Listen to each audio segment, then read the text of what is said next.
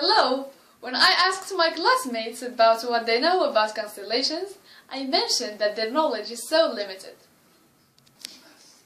So, I decided to make this video and talk about constellations. First, I will define this term, then talk about its types, especially zodiacs, and finally, I will give you some advice to be able to identify some famous constellations in the night sky by naked eyes. You won't need any telescopes. So, what is a constellation? The International Astronomical Union defines it as an area of the celestial sphere that is grouped around an asterism, which is a pattern of prominent and shining stars that appear to be close to each other in the night sky.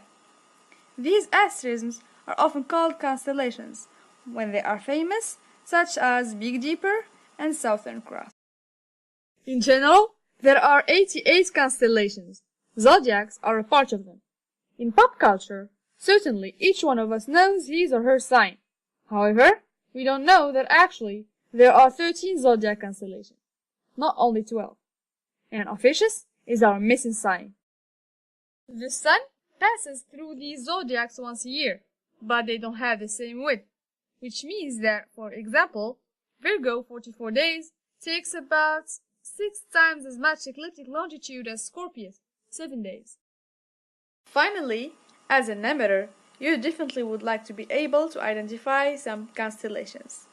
Yes, of course you can do it by your own. You just need to learn names and places of some famous stars and different constellations, such as Big Dipper, Orion, Cassiopeia, and Andromeda.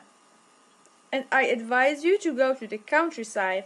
There, you will have a clearer sight of the sky and the stars. It's going to be so amazing and so easy, and when you get to recognize some of these constellations, you will be so happy to say, "Hey, that's Orion over there," and probably it will give you the impression of having a place somewhere in the cosmos. I know that it's not easy to explain this concept, which is constellations, in few minutes, but I try to do that in a simple way so that my classmates would understand it and have an idea about it. So thank you so much for watching this video. I hope my message was so clear.